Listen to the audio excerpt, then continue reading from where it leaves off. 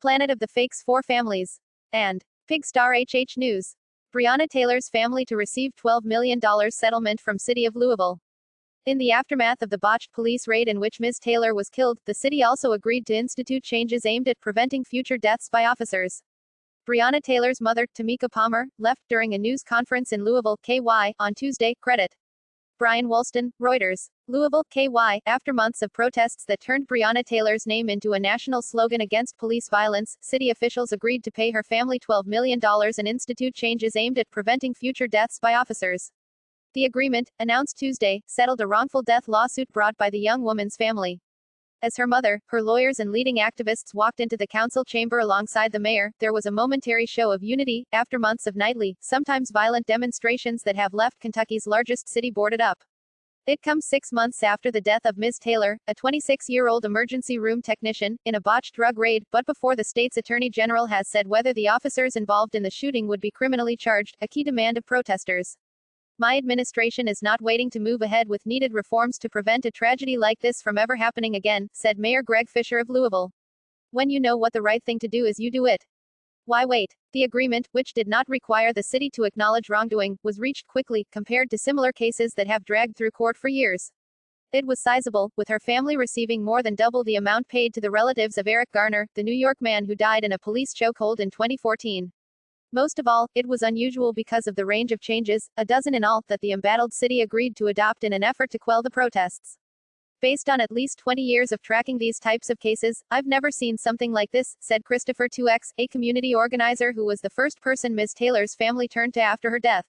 The bottom line is the monetary amount, combined with the reforms, is unprecedented. The policing changes would require more oversight by top commanders, and make mandatory safeguards that were common practice in the department but were not followed the night of the March 13 raid.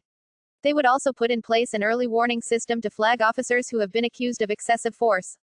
Ms. Taylor died after her boyfriend said he mistook police officers for an intruder, as they rammed in the door of her apartment after midnight to execute a search warrant. He fired his handgun, striking an officer, setting off a response in which a torrent of bullets sliced through Ms. Taylor's apartment and 2 adjoining ones, leaving her bleeding in her hallway.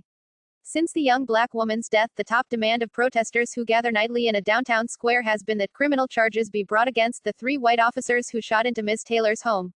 But because the officers were fired upon first, legal experts say their actions may be protected under Kentucky's statute allowing the police to use lethal force in self-defense.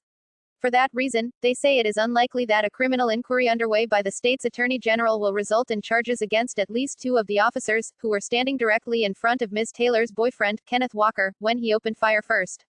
A 3rd officer, though, has been fired for shooting recklessly that night. The results of the attorney general's investigation are expected to be released soon. If no charges are brought, or if the charges are minor, the settlement announced this week may be the closest Ms. Taylor's family comes to justice. This is a good first step, said Sam Aguiar, one of the family's lawyers. The city obviously doesn't have the power to bring charges, which still rests in the hands of the attorney general. But what the city can do is change its police practices, and it can acknowledge through a settlement that a lot of things went wrong that night. Breonna Taylor's life was changing. Then the police came to her door. An ex-boyfriend's run-ins with the law entangled her even as she tried to move on. Interviews, documents and jailhouse recordings help explain how she landed in the middle of a deadly drug raid.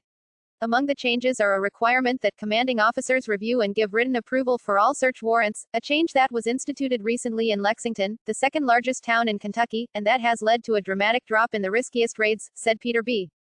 Kroska, a professor at Eastern Kentucky University who is an expert on police reform.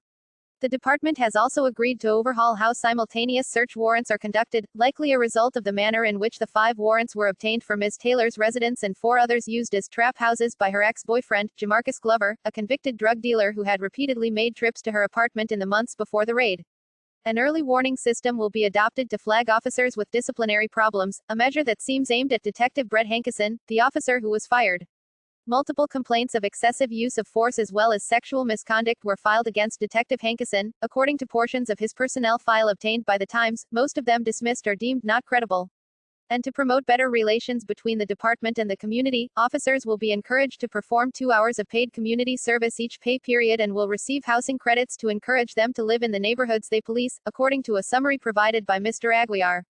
Many of the changes appear aimed at addressing the specific lapses that led to Ms. Taylor's death. It will now be mandatory for ambulances to be idling nearby when the police conduct a search.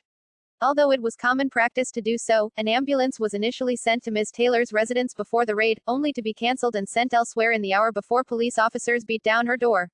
It's really unique, Mr. Kroska said of the policing changes required in the agreement. The family didn't feel that justice would be served just by a monetary settlement. I have not seen this happen before, he said. The city had already enacted some substantive changes. Months ago, the city passed Breonna's law, which barred the use of no-knock search warrants. That was the type of warrant issued for the search of Ms. Taylor's apartment, which allow the police to punch into homes without warning. It was one of 5 such warrants signed by a local judge that were carried out the same night targeting a criminal drug syndicate operated by Ms. Taylor's ex-boyfriend. On paper, the numerous changes promised by the city appear ambitious. But one of the enduring problems of police reform is that, to date, departments around the country have not been able to create a mechanism for enforcing changes. It absolutely will make no difference if there is not a lot of follow-up and accountability, Mr. Kroska said. The killing of Breonna Taylor. In a documentary by the New York Times, we investigate the details around Ms. Taylor's life and the drug raid that ended in her death. Credit. Mural by Future History Now, photography by Street Art Films. Both Ms. Taylor's mother and the activists who have played a leading role in the city's ongoing demonstrations warned that the settlement was merely a first step. As the sound of the drums banged by protesters on the street below wafted into the city auditorium, lawyers and advocates for her family took the microphone to call for indictment of the officers involved in her shooting. Standing a few feet from Ms. Taylor's mother was Tamika Mallory, a Black Lives Matter activist who was arrested here after leading a sit-in on the lawn of the Kentucky Attorney General's home. The significance of this settlement is a small price to pay for our sister's life, said Ms. Mallory. The restitution portion is one part, but arresting the officers is what will make this city do right by its citizens, and not just by Breonna Taylor but by all the Breonna Taylors. The gathering ended with activists and Ms. Taylor's family chanting, "Arrest the cops."